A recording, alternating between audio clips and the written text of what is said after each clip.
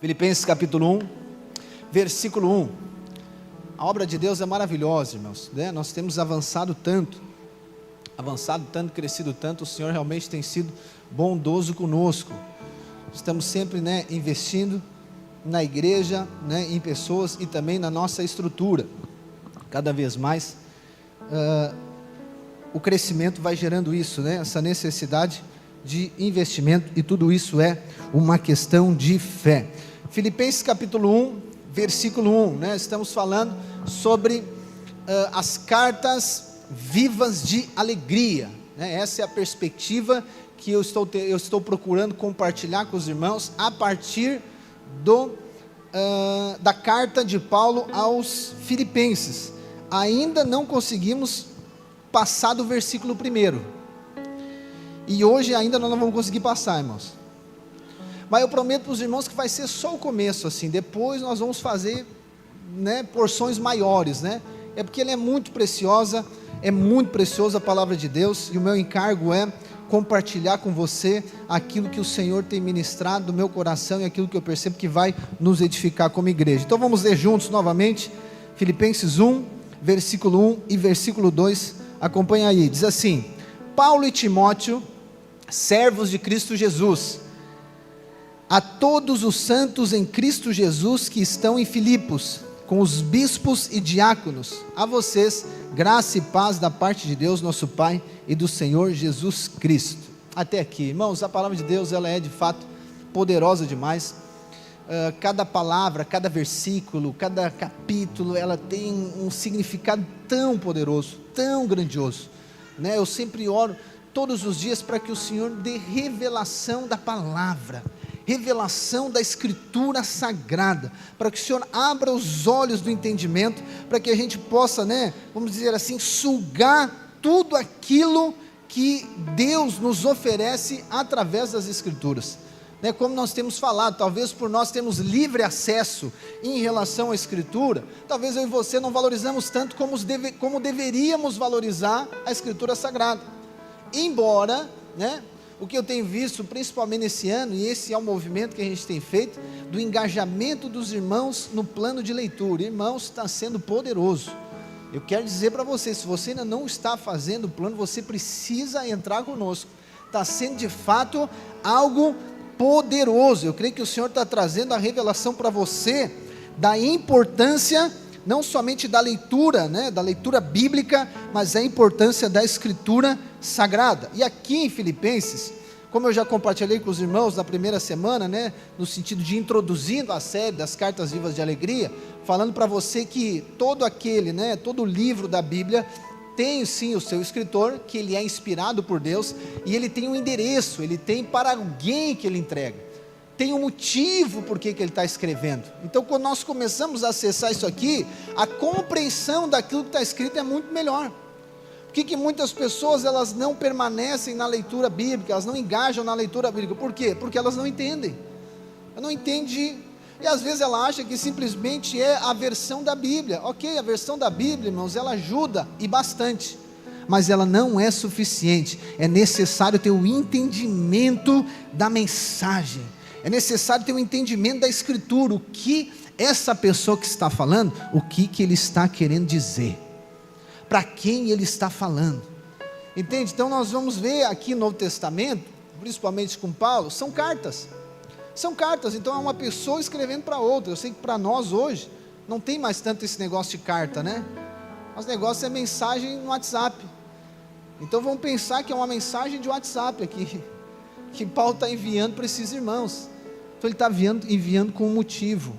E aí quando nós entendemos quem escreve, nós vamos entender a maneira que ele escreve, e vamos entender para quem ele escreve, e a partir disso, o que nós conseguimos fazer? Sugar a Escritura e aplicar na nossa vida. Entender o contexto cultural, o contexto histórico é muito importante. Para quê? Para que a gente consiga entender e sugar o que está ali para a nossa vida hoje em dia. Então por que muitas pessoas agora não só não engajam, mas por que muitas pessoas elas não conseguem perseverar na vida cristã? Porque para ela não faz muito sentido, ela não consegue aplicar na vida dela. ela não consegue aplicar no casamento dela, ela não consegue aplicar no trabalho dela, ela não consegue aplicar na vida, na transformação que Deus está fazendo na vida dela. Então aquilo que ela escuta, ela pode até sair daqui cheia, né, motivada, mas amanhã tudo se perdeu. Amanhã ela já não sabe mais de nada. Então no domingo ela está crente, mas no domingo, na segunda de tardezinha ela já está desviada. Na terça-feira já está endemoniada. Aí quarta-feira na reunião do GC dá uma melhorada. Na quinta-feira já está meio assim. Na sexta, no domingo vem cambaleando. O Senhor nos libertou disso, amém? O Senhor tem nos conduzido a uma realidade de vida. E tudo isso passa pela palavra de Deus, amém, irmãos? Então na introdução eu mostrei para você que essa é a perspectiva, Deus fazer algo em nós, para que eu e você sejamos essa carta viva do Evangelho, essa carta viva de alegria, para que eu e você venhamos expressar, mas expressar sem uma força, entende? Expressar de maneira espontânea, porque é como que eu expressar a minha natureza, é expressar aquilo que Deus me deu, é expressar aquilo que Deus está fazendo na minha vida. Então não é eu forçar a ser uma pessoa que eu não sou, é eu expressar, eu ser aquilo que Deus me tornou agora no Espírito. E aí nós vamos ser a carta viva, nós vamos ser a luz do mundo, o sal da terra, nós vamos ser luzeiros do mundo, como Paulo fala aqui em Filipenses. E aí depois também eu falei para você sobre a questão de ser servo de Cristo. Os dois aspectos importantes de ser servo, o pertencimento e de fato a servidão. Mas hoje eu quero falar sobre algo tão poderoso, irmãos, que é cativante demais, eu não posso deixar passar, que é o relacionamento de Paulo e Timóteo. Que é o relacionamento que por vezes eu e você não conseguimos ter a revelação bíblica do que é um relacionamento de amizade. Eu e você precisamos entender que nós éramos do mundo, nós estávamos, né, no império das trevas, mas o Senhor nos libertou e nos colocou no reino do Filho amado, amém?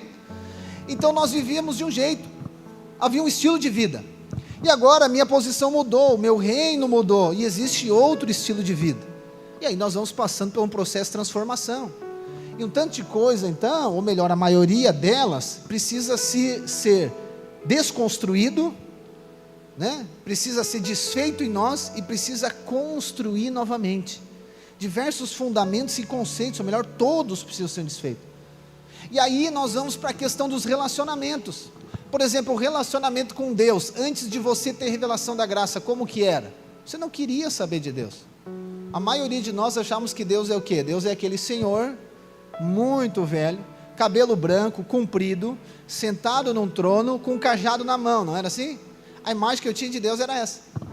A imagem que eu tinha é que o cajado de Deus, ele era tipo alguma coisa do inspetor Bugiganga. Lembra do inspetor Bugiganga? Que se eu errasse, não importa onde é que eu estivesse, o cajado dele me alcançava. Então, por exemplo, tudo aquilo que acontecia de ruim na minha vida, eu achava que era Deus pesando a mão sobre mim. Eu não fiz certo, Deus está pesando a mão. E é sair de casa, furou o pneu do carro, viu só? Não fiz alguma coisa certa. Eu caminhava na rua, irmãos, tinha alguns outros problemas, mas eu caminhava na rua e a condenação era tanto que eu tinha medo de um avião cair em cima de mim. Eu sei que você vai rir, mas era desesperador, eu vivia desesperado, eu ficava com uma constante expectativa que alguma coisa ia dar de errado, vai dar errado. Então a maneira, era o estilo de vida, mas agora o Senhor mudou isso. Eu entendi que o Deus, Ele é o Pai que entrega o Filho, porque Ele me amou. O meu relacionamento com Deus não é baseado no que eu faço, e não é no que eu deixo de fazer, mas é baseado em Cristo, é por Cristo, Ele é o caminho, a verdade e a vida, irmãos. Isso é libertador, sim ou não? Liberta, muda. Mas agora o relacionamento também conosco muda. Então aquela condenação, acusação e pressão que nós mesmos colocávamos em nós vai mudando. A gente vai entendendo que o que atrai a Deus não é uma performance perfeita, o que atrai a Deus é um coração sincero. Então não faz sentido eu querer ser alguém forte diante de Deus e me esconder, entende? Não de fato abrir o coração diante de Deus e resistir e achar que está tudo certo comigo, que eu sou, né? Ou seja, uma pessoa linda e maravilhosa. Mas a gente vai aprendendo que, como Deus nos olha diferente, a gente vai olhando para nós diferente também, sabendo que temos limitações, sabemos que somos falhos, mas sabemos que Ele entregou o Filho por nós. Então sabemos que há um valor em nós, mas não porque nós temos algum valor, mas porque Deus entrega o Filho por nós. Então muda, isso aqui muda total. Mas agora também o nosso relacionamento com as pessoas muda. Nosso relacionamento ele é transformado. A gente começa a perceber, né, que como nós somos alguém que constantemente estamos julgando e avaliando as pessoas. Julgando e avaliando em todo momento. E aí o Senhor vai nos mostrando as nossas falhas, as nossas limitações, e a gente vai baixando a régua. A gente vai baixando a régua. Né, o nosso padrão tão alto, a nossa justiça aflorada, ela vai diminuindo. Aí quando a pessoa erra, eu entendo por quê? Porque eu também erro, eu também falho. Entende? Então o Senhor vai trabalhando no nosso coração, a gente vai baixando a régua, vai tolerando, né? Vai sim corrigindo o que tem que corrigir, ajustando o que tem que ajustar, mas a gente vai tolerando, vai amando, vai aprendendo que as pessoas não são descartáveis. Nós não tratamos de qualquer jeito as pessoas, por quê? Porque o Pai entregou o Filho por ela. Então Deus vai mudando. Mas agora quando chega num relacionamento, que é um relacionamento um pouquinho mais próximo, um relacionamento de amizade, que é um relacionamento, né, vamos chamar aqui de aliança, que é um relacionamento para cumprir um propósito, eu creio que na palavra de Deus nós temos um modelo para isso. Obviamente Jesus com os discípulos nos ensina isso, mas também aqui no Novo Testamento nós vamos ver o quê? Nós vamos ver Paulo e Timóteo como modelo de relacionamento, e algo que eu creio, e aqui, né, de fato Paulo e Timóteo é um exemplo disso, que é possível nós servirmos a Deus juntos, mas é possível nós servirmos a Deus num relacionamento de amizade. É possível, sim, eu servir a Deus, dedicar a Deus, consagrar a Deus, mas tudo isso agora com um relacionamento de amizade, não como sendo uma empresa, não como sendo um negócio. E aqui quando nós vamos olhar para Paulo e Timóteo, né, se você olhar, ler todas as cartas, inclusive a carta de 1 Timóteo, 2 Timóteo, desde Atos, quando começa o relacionamento de Paulo com Timóteo, se tem uma expressão que determina o relacionamento dos dois, é paternidade espiritual. O próprio Paulo diz, Timóteo é o meu verdadeiro filho na fé. Paulo não é pai de Timóteo, mas ele agora, de fato, o espírito de adoção de Deus, ele agora, né, utiliza Paulo para que Timóteo possa ser direcionado, Timóteo possa ser formado, Timóteo possa ser encorajado. Então nós vamos ver em todo momento Paulo fazendo o que, irmãos? Orientando, ensinando, aconselhando, direcionando Timóteo em relação às questões concernentes do ministério. Só que quando nós vamos olhar para a carta aqui dos Filipenses, nós vamos ver que o relacionamento, ele não é exclusivo a fazer alguma coisa. Quando nós vamos ver aqui, a gente vai ver que Paulo, ele tem prazer no relacionamento com Timóteo. Aqui em Filipenses também ele fala de outro irmão, precioso demais, que é Epafrodito, lindo nome, né? Que é outro irmão precioso demais. O próprio Paulo fala para os próprios irmãos de Filipenses, né? E para os outros coríntios, diz, irmãos, como eu queria estar aí, eu quero estar aí com os irmãos. Então eu creio que o relacionamento de amizade bíblica, ele vai além de nós fazermos algo para Deus, vai além de nós sermos usados por Deus, ele vai além agora de eu e vocês nos reunirmos somente para fazer alguma coisa que está dentro de uma estratégia do mover de Deus. Eu acredito que é importante, necessário, nós termos um relacionamento de amizade, porque chega uma hora que você cansa de fazer. Imagina só num casamento, nem um casamento que está aqui, nem um dos irmãos, é de outros que, de outras igrejas, não, nem crentes são, estou brincando. Então o marido e a esposa só conversam para resolver problema, não olha para o lado, só conversa para resolver problema. Resolve o problema do filho, resolve o problema do outro filho, resolve o problema do trabalho, resolve o problema não sei do que, resolve o problema disso, resolve o problema daquilo. E aí o relacionamento do casal virou o quê? Virou resolver problema. Não existe uma amizade. corre o risco de você relacionar com uma pessoa 5, 10, 15, 20 anos, 30 anos e não estabelecer uma amizade com ela. Você somente conversar sobre o que tem que fazer, o que tem que resolver. Mas eu creio que o Senhor está nos conduzindo, irmãos, para que os nossos relacionamentos eles sejam estreitados. Um relacionamento, assim como nós vamos ver aqui Paulo e Timóteo, é um relacionamento de parceria espiritual, missionária, sim. É um relacionamento marcado pela mesma identidade, né, teológica, é compartilhado entre os dois, uma assistência prática contínua e uma amizade profunda, enraizada no Evangelho. Amizade profunda, enraizada no Evangelho. Então, quando nós olhamos para Paulo e Timóteo, nós vamos ver o quê? Uma espécie de modelo. Levando em conta e sabendo que a base do relacionamento de Paulo e Timóteo é Cristo. A base, o fundamento é Jesus, e não só a base, o fundamento, mas o vínculo é Cristo. Então a primeira coisa que nós precisamos de aprender aqui, numa amizade bíblica, em sermos servos e amigos, é que o nosso fundamento é Cristo, e o que nos vincula é Cristo. Porque do contrário, a frustração atrás de frustração. Lá em Colossenses diz que o amor é o vínculo da perfeição. Por que o amor precisa ser o vínculo da perfeição? Por que Cristo precisa ser o vínculo aqui de uma amizade bíblica, enraizada no Evangelho? É porque senão eu vou relacionar com o outro naquilo que ele pode fazer. Eu vou relacionar com o outro com base na eficiência dele. Eu vou relacionar com o outro naquilo que ele faz certo. E eu não vou conseguir tolerar às vezes o erro dele, a falha dele. Então quando eu entendo que o vínculo é o amor, eu entendo que o vínculo é Cristo, e eu entendo como Deus relaciona comigo, que é a partir de Cristo. Deus não relaciona comigo e com você com base na sua performance. Você sabia disso? Quando você faz certo, Deus não fica mais feliz, e quando você faz errado, Deus não fica mais triste. Deus não te ama mais se você faz certo, Ele não te ama menos se você faz errado. Por quê? Porque a aliança que nós fomos inseridos, ela é incondicional. E o que é incondicional? Não tem condições.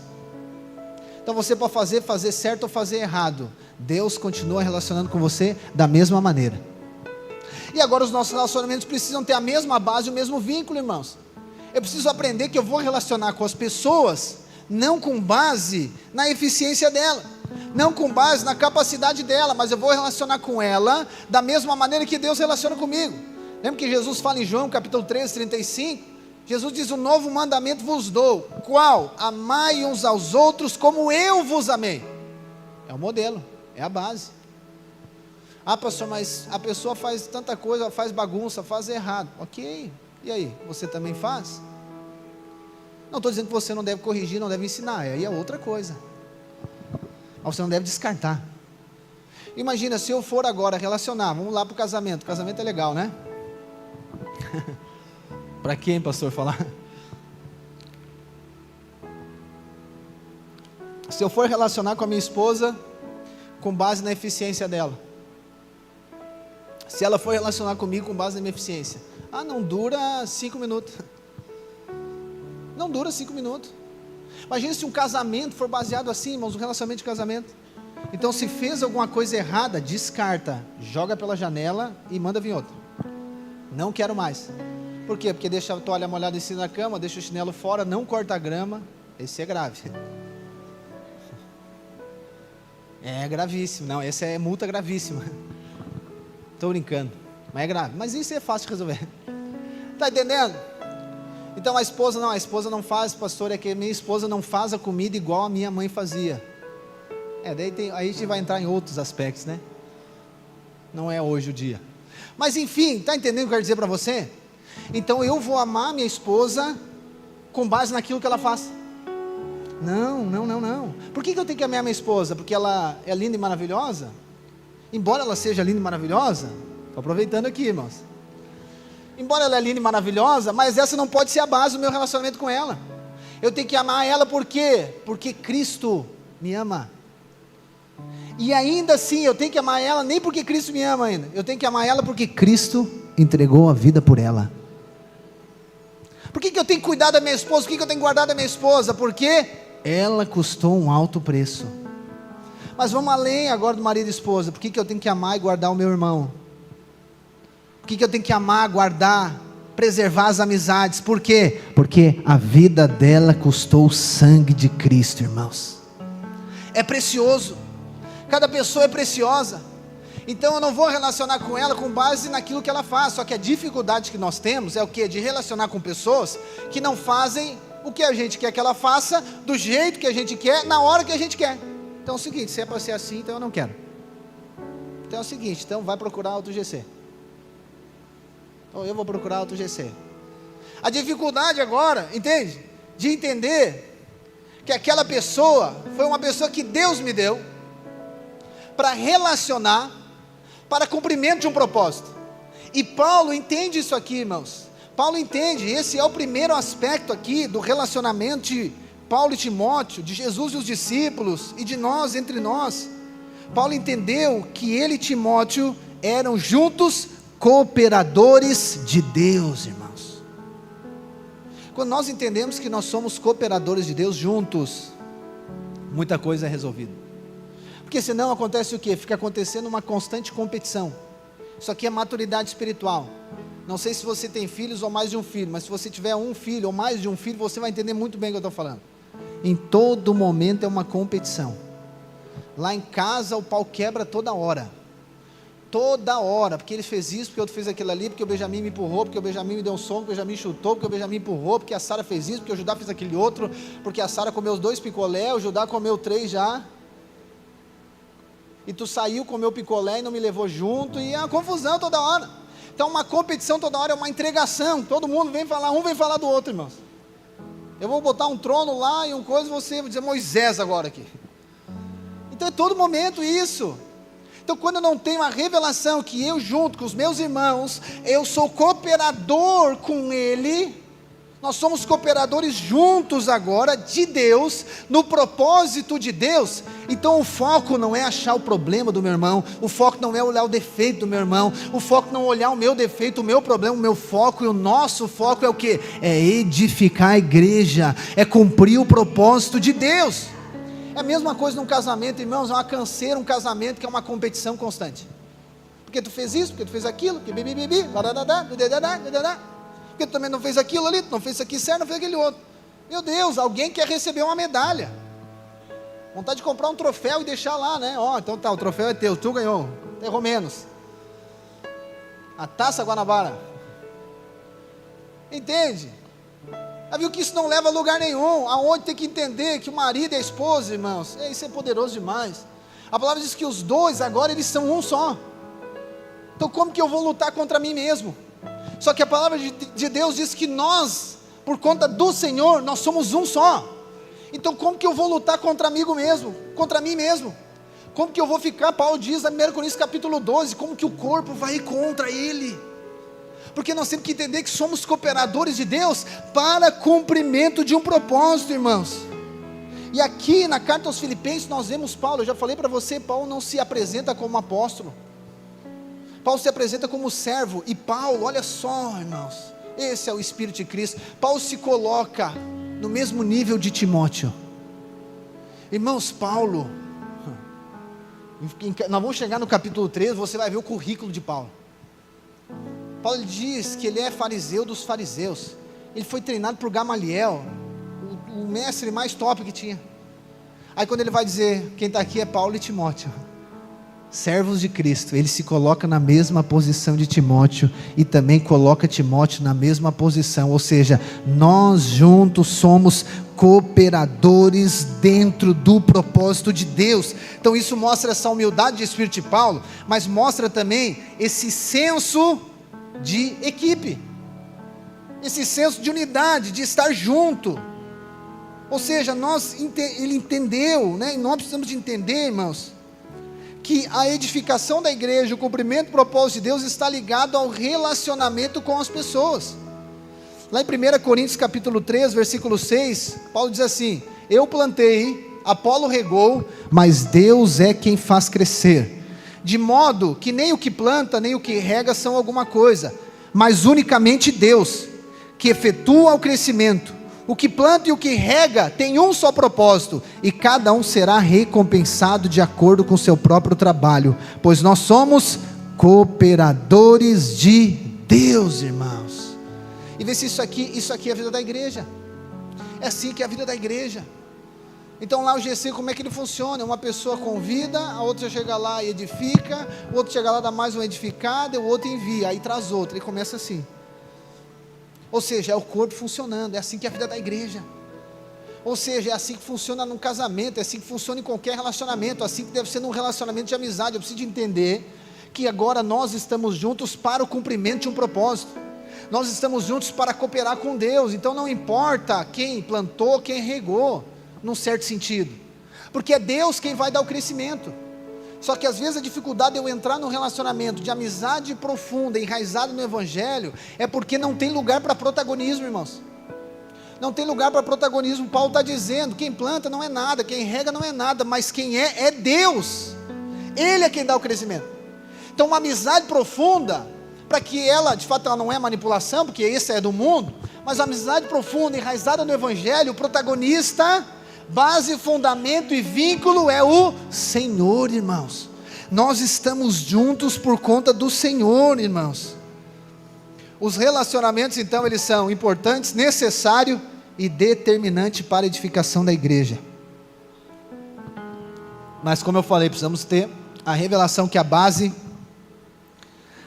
é o Senhor, que sem o Senhor sendo base, nós não conseguimos produzir nada. Como diz o texto, é Deus quem efetua o crescimento. Amém, irmãos? Segundo aspecto aqui, Timóteo, aqui nessa carta, enfim, nas outras também, ele não foi somente mencionado por Paulo, mas ele é recomendado. O que quer dizer essa recomendação de Paulo? A perspectiva aqui de Filipenses sugere que Paulo está fazendo o que com Timóteo? Paulo está promovendo Timóteo. Irmãos, e o relacionamento, a amizade bíblica é onde um promove o outro, um recomenda o outro. Aqui Paulo está na posição sim de líder, está na posição de apóstolo. Ele está fazendo o que? Ele está promovendo um filho na fé. Ele está colocando o filho na mesma altura dele. Ele está colocando o filho como alguém que é confiável. Ele está colocando aqui Timóteo como alguém que de fato tem um potencial em Deus. A amizade bíblica, ela não é uma amizade, um relacionamento que manipula, que controla e que oprime. Isso é maligno. No mundo, como que é os relacionamentos? É com base nesse tipo de opressão. Então é uma chantagem emocional toda hora. Como é que era na escola? Na escola, então, todo mundo aqui tinha um melhor amigo, não era assim? Você tinha um melhor amigo na escola, sim ou não? E quando alguém está conversando com o teu melhor amigo, como é que você ficava? A tromba desse tamanho, né? Ficava lá num canto bravo. O que foi? Não foi nada. Isso é maligno. Está tentando manipular o relacionamento. Está tentando controlar o relacionamento, a amizade, com base no quê? Com base numa chantagem emocional. Porque está achando que o amigo é dele. Ele não está, obviamente, né? A gente era criança, entendia que era para cumprimento de um propósito. Então o que acontece? Eu acho que as pessoas elas são minhas. Não, irmãos, não são meus. Não. As ovelhas não são nossas. O discípulo não é nosso. As pessoas não são nossas. Não, ela é de Cristo. Ela é do Senhor. Elas são do aprisco dele. Então existem alguns relacionamentos, às vezes, por conta da imaturidade, que ainda é nessa base. Ah, porque eu não gostei que o fulano falou com o ciclano, que o outro falou, porque não falou mais comigo, não me cumprimentou, não me disse nada, não me disse aquilo ali. Ah! Ô, glória! Está entendendo, irmãos? É uma imaturidade gigante. Não entendeu? Que a amizade é para promover a pessoa. Eu preciso de promover. É a mesma coisa a criação de filho, entra no mesmo aspecto. Tem pessoa que cria o filho para ela. Aí quando o filho vai casar é uma choradeira assim que, meu Deus, né? Tu já viu aquele meme? Ah, aquele meme é legal, né? A mãe assim fazendo um vídeo e escrito assim: aproveite seus filhos que num piscar de olhos eles vão embora. E ela fica piscando e o filho não vai embora de jeito nenhum. Ou seja, cria o filho para si. O filho não é para você, o filho é do Senhor, é a herança do Senhor. É do Senhor. Então eu, como pai, preciso promover o meu filho, eu preciso formar ele, direcionar ele para ele ir embora. Isso. Assim que é as pessoas. Eu sei que às vezes, não, pastor, mas é que daí assim, né? Eu tenho aquela coisa, irmãos, o Senhor, né? De fato, hoje, nós avançamos muito em relação a isso, mas muito mesmo. Eu lembro quando nós fomos lá para Pinhal, e daí não eram muitos irmãos, 13, não, tô brincando, já era mais. E aí eu era, né, enfim, eu amadureci muito hoje, graças a Deus. Mas aí eu já fui fazer uma multiplicação. Fazer a multiplicação nesse negócio. Irmãos, parecia um velório a multiplicação. Sério. Um choredo. Meu Deus do céu, eu disse, cara, o que é isso? O que eu fiz? Eu vou embora? Não, e se fosse, sei lá, numa cidade de 200 mil habitantes, mano, eu estava numa cidade de Pinhal. Os caras se viam todo dia, no trabalho, colega de trabalho chorando, porque tinha multiplicado a célula. Eu digo, Jesus. É porque não tem a revelação. O que o Senhor nos ensina? Nós estamos lendo Gênesis agora, já viu o que Deus fala para Adão, para Noé, para Abraão? Fazer o quê? Crescer e multiplica. Multiplica. Pastor, mas é que eu gostava muito daquele irmão, nós estávamos juntos no GC, aleluia, ele continua sendo seu irmão. É a mesma coisa quando o filho casa, ele continua sendo filho, mas agora ele cresceu, ele vai avançar, ele vai cumprir com o propósito dele. Assim é a vida da igreja. As pessoas não são nossas, nós estamos juntos para cumprimento de um propósito, nós estamos juntos para cumprir com um propósito. Nós estamos juntos por um tempo determinado por Deus, irmãos, para cumprir um propósito específico. Há somente um relacionamento na terra que não tem envio, ou não deveria, que é o casamento. Casamento só tem uma maneira, que é a morte. Ou mata, ou se mata. Que não tem, esse é para onde for, né? Para onde for eu irei, teu povo é o meu povo, teu Deus é o meu Deus. É isso aqui. Mas filho, relacionamento, talvez ele não vai durar para sempre, no sentido de estar junto sempre. O relacionamento continua, mas o propósito de Deus, por vezes, vai enviar a pessoa para outro lugar. Vai enviar a pessoa para outro momento, para outra situação, está entendendo? Então nós precisamos entender, irmãos, que nós hoje relacionamos uns com os outros, e precisamos entender que esse relacionamento de amizade, ele precisa de ter a perspectiva de recomendar, ou melhor, de promover o outro, de promover a pessoa, porque talvez você vai relacionar com essa pessoa 5 anos, 10 anos, e eu e você precisamos entender que o nosso compromisso é de ser um canal de Deus na vida dela. Não importa se ela é líder, liderado, se é do mesmo nível que você, não importa. Mas a perspectiva tem que ser de quê? De ser um canal de Deus na vida daqueles que nós estamos nos relacionando. Então quando a gente olha aqui para Paulo e Timóteo, a gente sabe, irmãos, do peso daquilo que Paulo fala. Então quando Paulo está recomendando Timóteo, não é qualquer pessoa. Não é qualquer um que está falando, é Paulo. O que Paulo fala tem peso.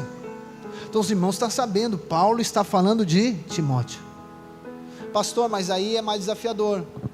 Como que eu vou promover, recomendar alguém que eu não tenho tanta confiança assim? Pois é, aí nós aprendemos a viver pela fé. Aí nós aprendemos a crer no propósito profético que Deus tem na vida da pessoa.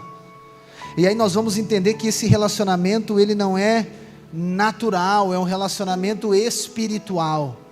Porque se eu for pelos olhos naturais, irmãos, esquece, eu vou ficar lá preso naquela manipulação, naquele controle. Eu não vou promover ninguém, eu não vou conduzir ninguém ao crescimento, eu não vou ser porta na vida de ninguém, pelo contrário, eu vou ser porta sempre na vida da pessoa. Então eu vou ser o acesso dela para Deus, não Jesus vai ser o acesso dela para Deus. Não é Jesus que é o caminho, eu sou o caminho, então tem que falar comigo. Então é maravilhoso quando nós vemos essa perspectiva de relacionamento que não é controlador, que não é manipulador, mas que é um canal de Deus, é um canal do céu aqui na terra, na vida das pessoas. Então o que acontece aqui? A gente vai ver Paulo utilizando da influência dele, a fim de promover Timóteo. mas não para os interesses de Paulo. Não é para o interesse, mas era reconhecendo o potencial que Deus tinha na vida de Timóteo. Presta atenção em algo, irmãos. Uma amizade bíblica enraizada no Evangelho é aquela que enxerga o potencial de Deus na vida do outro. Percebe que ela tem um chamado, percebe que Deus escolheu ela, percebe que Deus tem algo na vida dela, e percebe que deve se tornar essa voz profética. Depois eu vou falar melhor sobre isso, mas olha o que Paulo fala, Filipenses 2,19: espero no Senhor Jesus enviar-lhes Timóteo, brevemente, para que eu também me sinta animado quando receber notícias de vocês. Não tem ninguém que como ele, tem interesse sincero pelo bem-estar de vocês, pois todos buscam seus próprios interesses, não de Jesus Cristo. Mas vocês sabem que Timóteo foi aprovado porque serviu comigo no trabalho do Evangelho, como um filho ao lado de seu pai. Portanto, é ele quem espero enviar. Então logo me certifique da minha situação, confiando no Senhor, que em breve também poderei ir. E aí entra no terceiro aspecto, que é o quê? Que é a questão do servir. A amizade profunda, bíblica, ela está ligada com um aspecto também do servir. Então, da mesma maneira que eu quero promover o outro, eu estou em todo momento servindo o outro. Todo momento. Jesus nos ensina isso lá em Mateus 20, 25. Diz assim: Jesus os chamou e disse: vocês sabem que os governantes das nações as dominam, e as pessoas importantes exercem poder sobre elas. Não será assim entre vocês. Ao contrário, quem quiser tornar-se importante entre vocês deverá ser servo, e quem quiser ser o primeiro deverá ser escravo, como o filho do homem, que não veio para ser servido, mas para servir e dar a sua vida em resgate de muitos, irmãos. Então servir é essa outra característica da amizade do reino. E aí, esse servir, ele está em duas perspectivas que elas se correlacionam, que é servir a Deus e servir uns aos outros. Não são duas coisas separadas, elas estão juntas. Por quê? Então nós estamos juntos para cumprimento do propósito, ou seja, nós estamos juntos para servir a Deus, amém? Só que eu sirvo a Deus servindo os meus irmãos. Consegue entender? Não, eu só sirvo a Deus. Não, eu só sirvo as pessoas. Não, não é impossível. Eu sirvo a Deus junto com as pessoas, e de igual modo eu sirvo as pessoas. Então o propósito do relacionamento, o propósito dessa amizade bíblica é servir a Deus, e juntos nós servimos ao Senhor, amém, irmãos? Só que aí, não é só servir no sentido de fazer algo em benefício do outro, não é só fazer alguma coisa para outra pessoa, não, nós precisamos de colocar o quê? O propósito de Deus aqui. É fazer algo, servir ao outro, mas sabendo que aquilo que eu estou fazendo irá cooperar e acrescentar no propósito de Deus. E aqui nós entramos em algumas situações mais delicadas de uma amizade, que é corrigir a pessoa. Porque se é simplesmente servir a pessoa naquilo que ela quer, do jeito que ela quer, na hora que ela quer, eu não vou corrigir a pessoa, eu não vou falar nada, eu vou deixar, por mim aqui se exploda. Está entendendo? Mas por quê? Romanos nos ensina, Paulo nos ensina que o amor, ele não deve ser fingido. Não deve ser fingido, deve ser um amor que corrige. Lá em Hebreus, a palavra também nos diz que o pai corrige aquele a quem ama. Então, por conta do vínculo profundo, da amizade que eu tenho com a pessoa, eu corrijo a pessoa. Mas eu não corrijo a pessoa por conta de que eu acho que ela está fazendo errado. Da mesma maneira que eu não encorajo ela porque eu acho que ela está fazendo certo. Não, é porque está em linha com o propósito de Deus. Está em linha tudo que eu faço, tudo que eu coopero, tudo que eu sirvo a pessoa, é para que o propósito de Deus se cumpra na vida dela, irmãos. Não é para mim simplesmente agora ficar bem na parada com a pessoa. Não é para eu simplesmente falar palavras bonitas para a pessoa. Não. Eu preciso de entender que eu tenho um compromisso agora com aqueles que Deus me conectou, de direcionar, de edificar para cumprimento do propósito. E aqui então nós vamos ver essa dificuldade de aprofundar relacionamento. Porque se eu vou entender que esse relacionamento ele não é espiritual, ele é simplesmente algo superficial, eu não suporto ser corrigido. Não suporto ser corrigido. Eu fujo, eu vou embora. eu saio do grupo, eu digo que não quero mais, eu vou para outra igreja, eu faço um tanto de coisa, porque não suporta a correção, não suporta o ensino, não suporta dizer não, irmãos. Como é que é a criança? Criança é uma beleza, né? Até quando você diz sim para ela.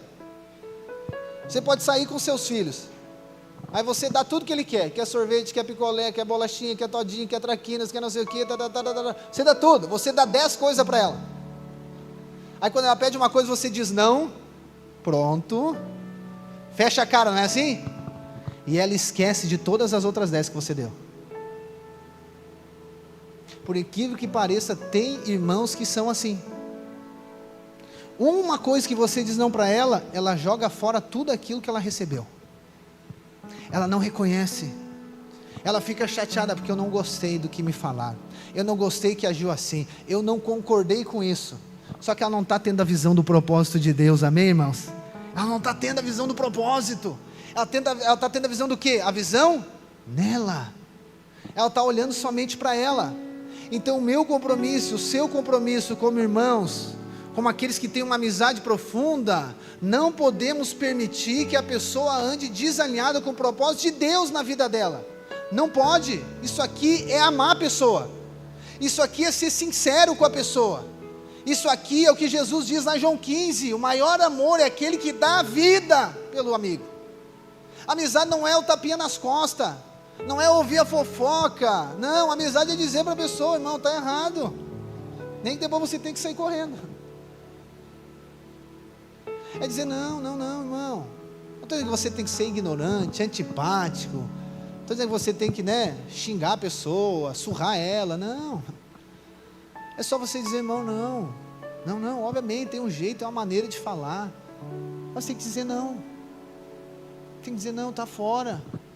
Pastor, mas eu tenho dificuldade nisso. Então ore até Deus encorajar você a fazer isso, porque isso aqui você faz movido pelo Espírito Santo, não é uma questão natural, não é uma questão da carne, não, é uma questão do Espírito. É o Espírito que gera em nós o encargo pela vida da pessoa, a ponto de eu perceber que ela está indo pelo um caminho da morte, eu dizer, está errado, está fora. Lá em Ezequiel, no chamado de Deus na vida de Ezequiel, foi um grande profeta. Deus disse para ele, Ezequiel, o seguinte: eu vou te levantar para te ouvir da minha parte e para te falar da minha parte. Então é o seguinte, se tu vê uma pessoa fazendo algo errado, se tu vê a pessoa indo pelo caminho errado, e tu não falar para ela, eu vou cobrar o sangue dela das tuas mãos. Mas se tu falar para ela, ela fazendo errado, e ela se arrepender e corrigir, ela vai ser salva. Irmãos, olha a responsabilidade do profeta Ezequiel. Só que às vezes eu e você, por conta de se preocupar, de ser melindroso, a gente tem um receio demais de falar para a pessoa que ela está errada. E de novo, não é aquilo que é conforme a nossa avaliação. E a gente deixa a pessoa, deixa ela se explodir sozinha. Só que aí vocês estão nos mostrando que não temos responsabilidade no relacionamento. A responsabilidade é quando você diz, irmão, está errado. E obviamente não é só falar, é ouvir também. Quando a pessoa vier dizer para você, irmão, está errado, não é esse caminho, está fora, é esse. Então isso, irmãos, eu sei que talvez não pareça, mas isso é servir o outro, isso é servir a pessoa. Você como pai, como mãe, você acha que servir o seu filho é só dar o todinho, a traquina, sentar no sofá de pantufa em cima do carpete? Não, é corrigir o seu filho, é dizer para ele não, é sentar e dizer, está errado, não é por aqui, está fora, não é desse jeito, não é dessa maneira. Essa é a responsabilidade, irmãos, amém? É a nossa responsabilidade. Então quando eu e você começarmos a assumir essa responsabilidade nos nossos relacionamentos, irmãos, porque senão a vida da igreja, ela se torna o quê? Ela se torna um clube social, que ninguém tem compromisso com ninguém. Então está tudo certo, eu vou lá tomar banho de piscina, não era assim os clubes sociais que tinha? Minha carteirinha, tomo banho de piscina, e eu não relaciono com ninguém, tchau e benção, ou joga bocha, ou joga bola, ou não sei o que, alguma coisa, mas não tem relacionamento. Então eu e você precisamos de entender, irmãos, que nós servimos uns aos outros dentro do propósito de Deus. Dentro do propósito de Deus, nós servimos uns aos outros, nós servimos a Deus juntos, amém, irmãos? E aí, nós precisamos de entender o lugar que Deus nos colocou, o tempo que Deus nos colocou. Não vamos conseguir servir todo mundo, não, mas tem o lugar que Deus nos colocou, o tempo que Deus nos inseriu, para que nós possamos ser um canal de Deus na vida dos outros, amém, irmãos? Próximo aqui, amigos, eles são encorajadores, mas não bajuladores. Então, encorajamento do Espírito é diferente de encorajamento, ou motivação, ou bajulação da alma. Não estou dizendo que não possa acontecer, mas não podemos confundir. É necessário nós termos uma perspectiva de encorajamento. Eu vou ensinar para você aqui rapidamente o que é o encorajamento do Espírito. Encorajamento do Espírito, ele vai acontecer a partir de um relacionamento de amizade, ok? Porque se eu não tiver um relacionamento, o meu encorajamento, ele não é do Espírito, não é do Espírito, ele é um encorajamento tipo frase pronta, entendeu? É frase pronta do Instagram, não é encorajamento do Espírito. Então o encorajamento, primeiro, eu preciso ter esse relacionamento de amizade. Eu preciso agora entender esse encargo, ou ainda esse senso de responsabilidade, que não é uma questão de motivação ou bajulação, mas é necessário agora eu ter o quê? Eu ter uma perspectiva espiritual da vida do outro, é uma visão profética. Outro dia eu vou falar sobre essa questão da visão profética. Você não sabe o poder que é uma visão profética, quando ela é liberada através de você. Então eu vou encorajar, não a partir simplesmente da atitude da pessoa, que ela tem uma atitude certa ou errada, não, eu vou encorajar a partir daquilo que eu estou vendo, que Deus tem na vida da pessoa. Então a minha fala na vida da pessoa, ela muda. Por exemplo, eu vou falar a questão do filho. Como é que você vê por aí muitas vezes, os pais falando para os filhos, porque você é burro, porque você não presta, que você não vale nada, mas eu gosto de você. Sabe que tinha uns quase dormindo aí para dar uma... Está entendendo? Então é assim. Ele é a partir do que a pessoa faz. Fez errado, é burro. Fez certo, não, muito bom. Ou nem fala daí, né? Não, isso aqui não é encorajamento do Espírito. É quando você olha para o seu filho e você vê um grande homem de Deus ali.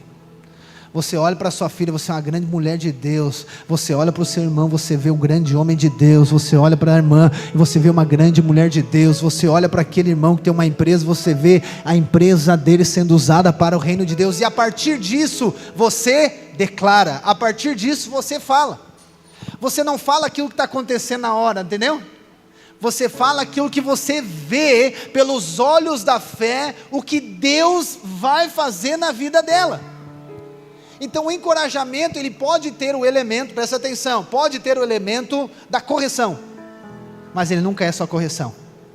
O falar profético na Bíblia é alinhamento do céu com a terra. Profeta não é para colocar peso, profeta não é para expor a nudez de ninguém, o profeta é para alinhar o céu com a terra. Então quando eu olho para a vida de alguém, está desalinhada, aquilo que eu vejo que Deus tem na vida dela, o que eu faço? Eu encorajo ela a viver aquilo que Deus tem na vida dela, não viver do jeito que ela acha que é, mas viver daquilo que Deus tem para ela, irmãos, isso é encorajamento. Olha o que Paulo fala para Timóteo, lá em 1 Timóteo capítulo 4, versículo 12, olha isso aqui que é encorajamento do Espírito. Ele diz: ninguém o despreze pelo fato de você ser jovem, Timóteo, mas seja um exemplo para os fiéis na palavra, no procedimento, no amor, na fé e na pureza. Até a minha chegada, dedique-se à leitura pública da Escritura, à exortação e ao ensino. Não negligencie o dom que lhe foi dado por mensagem profética, com imposição de mãos dos presbíteros. Seja diligente nessas coisas, dedique-se inteiramente a elas, para que todos vejam o seu progresso. Atente bem para a sua própria vida e para a doutrina, perseverando nesses deveres, pois agindo assim você salvará tanto a si mesmo quanto aos que ouvem. 2 Timóteo capítulo 1, versículo 6, por essa razão, torna a lembrar-lhe, olha só o encorajamento, torna a lembrar daquilo que Deus chamou você, torna a lembrar-lhe que mantenha viva a chama do dom de Deus que está em você, mediante a imposição das minhas mãos, pois Deus não nos deu espírito de covardia, mas de poder, de amor e de equilíbrio. Portanto, Timóteo, não se envergonhe de testemunhar do Senhor, nem de mim, que sou prisioneiro dele, mas suporte comigo os meus sofrimentos pelo Evangelho, segundo o poder de Deus. 2 Timóteo, capítulo 1, versículo 13, ele diz: retenha com fé e amor em Cristo Jesus, o modelo da sã doutrina que você ouviu de mim.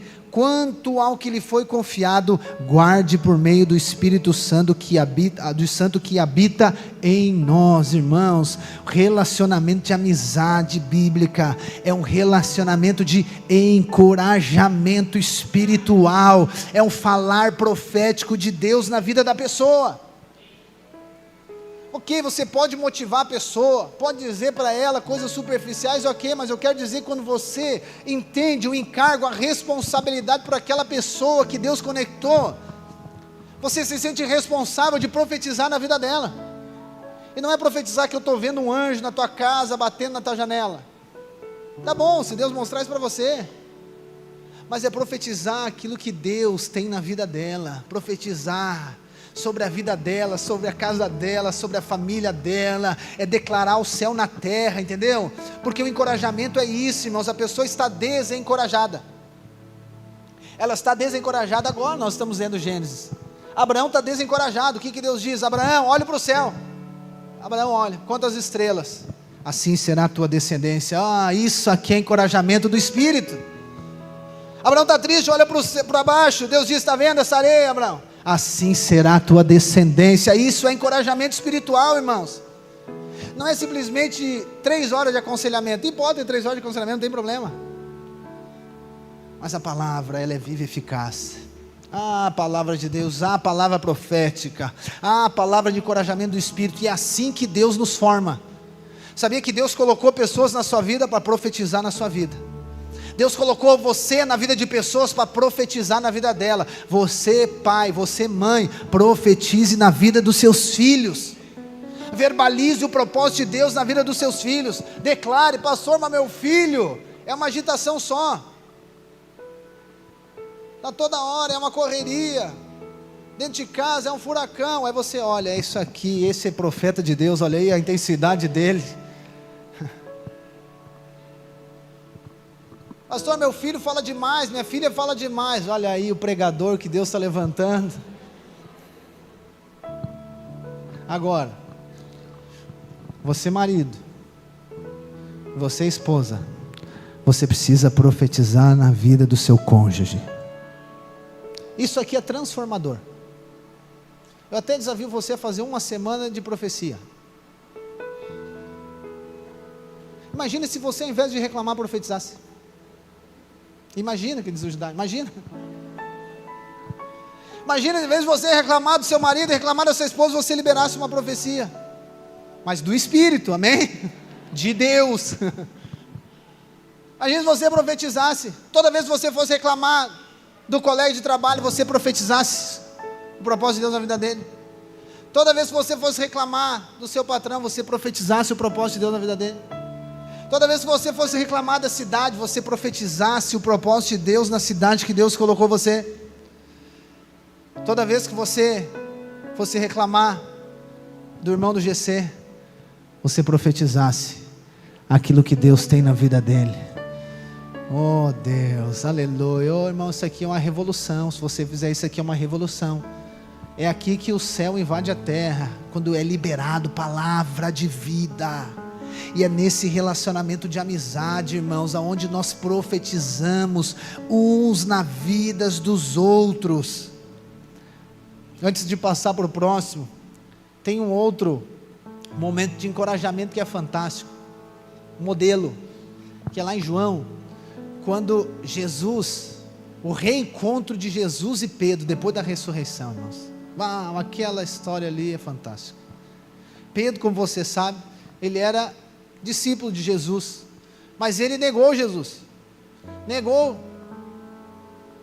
vendeu, né? Só não vendeu pelas moedas, mas vendeu pelo medo de assumir o relacionamento, de assumir que tinha um relacionamento com Jesus. E aí Jesus ressuscita, aquela história toda, Pedro está pescando, ele vê Jesus na praia, Jesus está fazendo o quê? Peixinho com pão, aleluia. Aí Pedro aparece, aí agora Jesus vai fazer o quê? Jesus vai encorajar Pedro. Pedro está como? Acusado, condenado, com vergonha. Aí Jesus diz o quê? Diz assim para Pedro: Pedro, tu me amas? Aí Pedro diz: Senhor, o Senhor sabe que eu amo. Aí olha o que Jesus fala para ele: então te converte, é isso que ele diz? Então apacenta os meus cordeiros. Pedro, tu me ama? Sim, o Senhor sabe. Então apacenta as minhas ovelhas. Pedro, tu me ama mesmo? Sim, Senhor, o Senhor sabe que eu tento amar. Eu amo o Senhor. Então apacenta o meu rebanho. Irmãos, o que acontece com Pedro depois de Atos 2? Pedro se torna o maior pregador da graça. Ele prega o evangelho, 3.000 se converte. Pedro se torna de fato líder da igreja de Jerusalém. Ele se torna um grande pastor. Quando que Jesus viu isso? Ah, foi quando ele ressuscitou? Não, lá naquele barco, lembra? Pedro, vem comigo que nós vamos pescar homens. Pedro não estava entendendo nada. Então Jesus já tinha visto antes de Pedro aquilo que Pedro ia ser. Essa é a visão profética, quando você vê além do que a própria pessoa está vendo. Ela diz: mas isso não pode. Pois é, a gente não está vendo com os olhos da fé, mas eu estou profetizando sobre a sua vida. A pessoa vai tentar se defender nos erros dela, como Pedro, mas Jesus está dizendo: Pedro, não é o que você fez ou deixou de fazer, mas é o meu propósito na tua vida, Pedro. Então vai lá e apacenta as minhas ovelhas, vai lá e prega o evangelho, edifica a igreja, Pedro. Isso é encorajamento do Espírito, irmãos. Essa é a fala, essa é a linguagem que deve permear os nossos relacionamentos, irmãos. É isso que é amizade bíblica. É lá quando o GC reúne, você liberar a palavra profética sobre os irmãos, é você liberar aquilo que Deus vai fazer na vida dela. Talvez ela não está vendo, mas você está vendo pelos olhos espirituais, irmãos. Às vezes o irmão está lá, cabisbaixo, está lá tentando, né? Puxando uma carroça, parece, cansado. E aí o que precisa? Uma palavra profética. Precisa ter uma palavra profética. Aqui, Marcos falou de Jacó. Oh, irmãos, o que Jacó faz é uma percepção profética. A multiplicação, depois você vai ler, a multiplicação dos animais que acontece de Jacó é uma questão profética. Ele coloca as varas para os animais verem multiplicar a partir daquelas varas, ou seja, ele já está vendo lá na frente. Então isso que é profetizar, isso que é encorajamento do Espírito, é você declarar, é você encorajar e levar a pessoa, conduzir ela a visualizar e viver o propósito que Deus tem na vida dela, amém? Mais um, tem mais dois só, vamos finalizar já. A amizade bíblica está ligado com celebrar a presença. A amizade bíblica é sobre servir a Deus juntos, enfrentar os desafios, encorajar uns aos outros, mas também desfrutar da comunhão e dos momentos de prazer. Como que nós olhamos para o Antigo Testamento e vemos o exército de Israel? Os caras quebrando o pau, é guerra, ninguém fica em casa, vai todo mundo para a guerra. Então é guerra, é preparação, e é aquela coisa, é aquela função. Só chegava um momento que terminou a guerra, agora é um tempo de paz. O que o povo ia fazer? Desfrutar dos despojos. Irmãos, a amizade bíblica, ela está junto na guerra, mas ela precisa estar junto no desfrute dos despojos. Nós oramos e jejuamos juntos, mas também comemos juntos. Por quê? E aqui está a base de celebrar a presença, porque nós temos prazer uns nos outros. É necessário prazer. Eu não quero somente os irmãos próximos para me ajudar nas dificuldades, me aconselhar, ajudar na mudança da minha casa, meu cachorro que está doente, ou que fugiu de casa. Mas nós temos que estar juntos sempre, no passeio, no churrasco, aleluia, hoje ao meio-dia lá, glória a Deus, os irmãos lembraram de mim. Ou seja, nos momentos de deleite, irmãos, senão não é amizade bíblica, é só debaixo de mau tempo, daí eu vou recorrer aos irmãos. Preciso de alguma coisa, preciso de um dinheiro emprestado, preciso de não sei o que, preciso disso, preciso daquilo, aí é os irmãos, daí. Mas na hora boa, daí não é os irmãos, daí é os primos. Que irmão, não estou precisando de nada, deixa lá, deixa eles lá, não estou precisando de nada. Quem é aquele caso lá em Terra de Areia, lembra? O cara queria se matar, os irmãos foram lá, oraram, expulsaram o demônio, fizeram um quebra-pau, levaram para a reunião lá da célula lá, não e tal, e foi, na outro dia, na outra semana convidaram ele, e aí vamos na reunião, não, hoje estou tudo certo, não estou querendo me matar. Ou seja, eu só recorro quando eu preciso. Mas só um pouquinho, amizade bíblica não é essa, eu só recorro quando eu estou precisando. Então na verdade, qual que é o meu interesse? O meu interesse é o que as pessoas podem dar, e não a presença delas, e não a presença. O meu interesse no relacionamento é o que elas podem fazer, é o que elas podem me proporcionar, e não na presença delas. Mas a amizade bíblica é um relacionamento fundamentado em Cristo, não uma exploração interesseira, com base nos meus interesses. Por quê? Porque o prazer está na comunhão, por isso nós celebramos a presença uns dos outros, e não há performance. Precisamos aprender a celebrar a presença, precisamos aprender a celebrar os relacionamentos, precisamos aprender a celebrar as pessoas, não aquilo que elas podem fazer, aquilo que elas podem me dar, porque isso aqui se torna viciante, irmãos. Viciante no sentido de que eu nunca promovo nada, é só as pessoas que têm que promover para mim, é só as pessoas que têm que promover. Eu nunca sou alguém que vou promover alguma coisa para outra pessoa, mas eu só procuro a pessoa quando eu tenho uma necessidade. E não é que isso não possa, você deve, nós ensinamos, você está precisando de alguma coisa, procure os irmãos, você precisa procurar os irmãos. Só que não é só quando você precisa, e quando você não precisa? Na luta eu vou chamar os irmãos, mas no churrasco eu vou chamar quem? Na hora boa eu vou chamar quem? Vou fazer uma pergunta para você, você não precisa responder, e não precisa ficar acusado nem condenado, amém? Mas você já promoveu alguma coisa para os irmãos do GC? Você, nem vou dizer para o líder, para você, para os irmãos, promoveu alguma coisa? Ou é só o GC que quando promove alguma coisa? Não, pastor, eu vou, os irmãos do GC é só para oração e jejum, é só para aconselhar meu casamento, mas quando eu vou fazer um passeio, eu vou para Santa Catarina, não, Santa Catarina não, que os irmãos estão indo, vocês vão achar que é indireto,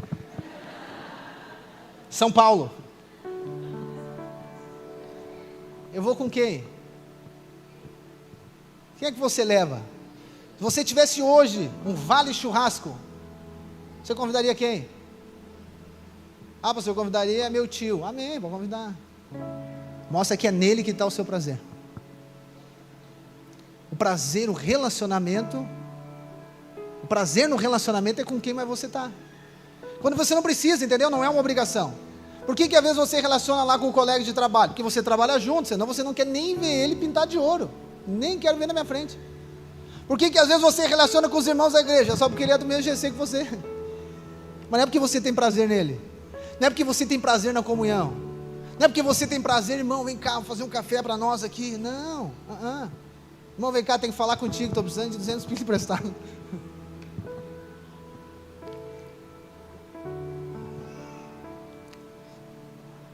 Amizade, irmãos, é quando nós celebramos a presença, O prazer de estar na presença, o prazer de estar com aquelas pessoas, de estar junto com aquelas pessoas. Você promover. Eu sei que às vezes a gente acha que, por exemplo, lá, né, na casa, obviamente é o pai e a mãe que sempre promove. Mas o filho, quando ele começa a crescer, ele também pode promover. Amém? Eu sei que lá no GC, é o líder que tem que promover. E quando ele promove, ele senta o sarrafo no líder ainda. Mas um dia você convidou o seu líder para tomar um café com você? Um dia você convidou. Não, porque não me procuro. Pois é, mas você um dia procurou ele para mandar só uma mensagem: passa aqui tomar um coffee. Não, mas se ele não manda mensagem, meu Deus, o pau quebra. Vou falar para o pastor. Ok, né? Ele vai falhar também, mas na maioria os irmãos procuram você sempre. Mas você também precisa cuidar dessas pessoas, sabia? Você precisa honrar a presença das pessoas. Não existe competição, nós somos cooperadores de Deus, amém? Então é saudável você fazer isso. Quando você convidou o líder para ir lá na sua casa? O GC lá em casa, pastor, tá? Mas se não fosse, você convidou ele algum dia para almoçar com você? Se algum dia deu um presente, uma lembrancinha, fui em Fortaleza e lembrei de você. Mas quando você precisa, a oração, ele está lá com você. E amém, ele vai estar sempre, amém, irmãos? Vai estar sempre lá, porque Deus colocou um encargo no coração dele pela sua vida. E eu não estou dizendo que ele é perfeito, ele tem falha, todos nós temos, todo mundo tem espelho em casa. Mas entendeu? Você precisa celebrar a presença. Senão fica aquela coisa, é só demanda. É só demanda, é só demanda. Traga a demanda, mas celebre a presença. Aleluia, irmãos. Finalizando agora. Os verdadeiros amigos são aqueles que nos conduzem para baixo. Pastor, como assim? Aqueles que nos conduzem às profundezas da vida espiritual. Precisamos de relacionamentos que nos empurrem para uma vida cristã profunda, de busca constante, contínua e radical de Deus. E não relacionamentos que nos segurem nas águas rasas da vida religiosa e mundana. Não temos que descartar as pessoas, mas precisamos colocar cada uma no lugar certo, saber quem é quem. Mas precisamos deixar ser influenciados e inspirados por aqueles que nos conduzem para baixo, ou seja, para as águas profundas da graça de Deus, irmãos. Amizade bíblica é aquela que me leva a ser espiritual, não é aquela que alimenta a minha carne, é aquela que me leva para o Espírito, é aquela que me leva para orar, é aquela que me leva para o jejum, aquela que me leva para a palavra. Amizade bíblica é aquela que vai me levar para essas profundezas da graça de Deus, é aquele que encoraja você no Espírito, é aquele que corrige você, é aquele que encoraja você, mas é aquele que anda junto com você. Nós precisamos ter relacionamentos de julgo igual, andar junto, pessoas que andam junto para cumprimento do propósito de Deus. Porque sabia que quando Deus quer abençoar você, sabe o que Ele faz? Ele envia uma pessoa. E quando Satanás quer parar você, limitar você, sabe o que ele faz? Ele envia uma pessoa também. Os relacionamentos transformam a nossa vida.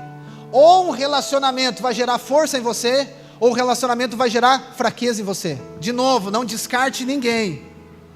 Não descarte ninguém, mas saiba colocar cada um no seu lugar. Você precisa ser influenciado por pessoas que são espirituais.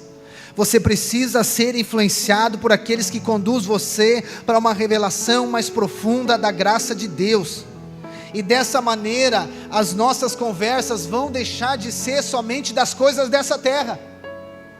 Conversamos sobre tudo: futebol, política, guerra, tudo, irmãos, da terra.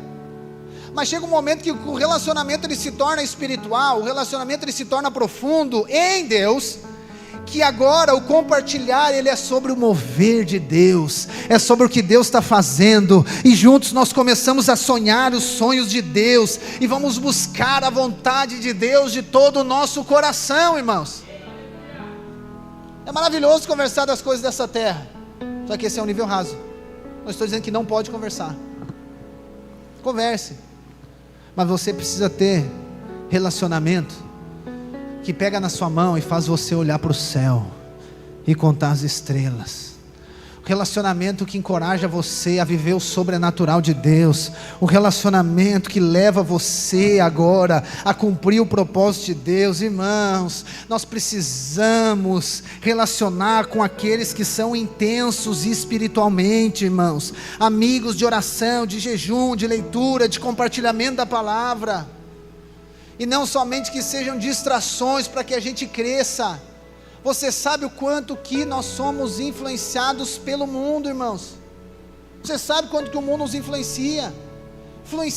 Quer distrair você, quer impedir você de cumprir o propósito de Deus, quer impedir você de tornar espiritual, quer impedir você de tornar mais semelhança de Cristo. Por isso que Deus nos dá pessoas, relacionamentos de amizades profundas, enraizadas no Evangelho. Para quê? Para que a gente ande junto, para que a gente persevere junto, para que a gente leve esse jugo junto, para que nós venhamos a olhar para o Senhor, sonhar os sonhos de Deus, olhar para o mover de Deus, desejar o mover de Deus, desejar ser usado por Deus, irmãos. Porque senão as coisas desse mundo vão parar você, vão influenciar você. Você precisa ser um amigo que leve as pessoas a olhar para a eternidade, que leve a olhar para o Senhor. Você precisa ser um amigo que mostre a graça de Deus para as pessoas, que mostre a bondade de Deus para as pessoas. Eu e você precisamos ser cartas vivas de alegria, irmãos. A carta viva não é somente para o lado de fora, a carta viva é para dentro. Uma carta viva na sua casa, uma carta viva para os seus filhos, que expressa a plenitude, a satisfação em Deus. Como é maravilhoso servir a esse Deus, como é maravilhoso ser cheio do Espírito, como é maravilhoso desfrutar do tempo que Deus está nos permitindo. Você é uma carta viva do céu aqui na terra, irmãos. Amém? 1 Tessalonicenses capítulo 5 versículo 4, e aí finalizo aqui.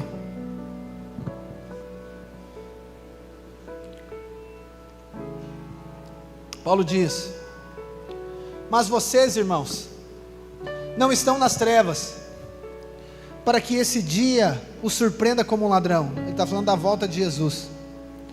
Vocês são todos filhos da luz, filhos do dia. Não somos da noite nem das trevas. Portanto, não durmamos como os demais, mas estejamos atentos e sóbrios. Pois os que dormem, dormem de noite, e os que se embriagam, embriagam-se de noite. Nós, porém, que somos do dia, sejamos sóbrios, vestindo a couraça da fé e do amor e o capacete da esperança da salvação, porque Deus não nos destinou para a ira, mas para recebermos a salvação por meio de nosso Senhor Jesus Cristo. Ele morreu por nós, para que, quer estejamos acordados, quer dormindo, vivamos unidos a Ele. Por isso, exorte-se, ou seja, encorajem-se, e edifiquem uns aos outros, como de fato vocês estão fazendo. Ou seja, tenham amizade enraizada no Evangelho, tenham amizades que conduzam você a cumprimento do propósito de Deus. Ande com esses irmãos que vão levar você para perto de Cristo, para perto da graça de Deus, que vão tirar a condenação, que vão direcionar você, que vão profetizar na sua vida. Seja esse profeta na vida dessas pessoas, seja grato a Deus pela vida dela, seja um canal do céu na vida dela. Assuma a responsabilidade de edificar a vida dele, assuma a responsabilidade em Deus de ser de fato esse amigo, assim como Paulo foi para Timóteo, assim como Timóteo foi para Paulo, irmãos. É isso aqui, os nossos relacionamentos, irmãos, eles são passageiros num aspecto, mas no outro eles são eternos. Nós estaremos juntos com o Senhor na eternidade. nós estaremos com o Senhor. Como nós cantamos, vai chegar o dia que nós vamos ver a face do amado. Vai chegar o dia que nós vamos ver a plenitude do amor, aquilo que está escrito, aquelas experiências que nós passamos passageiras, nós vamos viver a plenitude delas. Então eu e você precisamos de andar junto para quê? Para ter a revelação de Cristo, para ter a revelação dEle, para nós conhecer Ele, ter intimidade com Ele, para nós termos a revelação da graça de Deus, do favor de Deus, irmãos. Então juntos nós servimos a Deus, amém? Nós somos servos, mas também somos amigos, aleluia. Coloque-se de pé onde você está.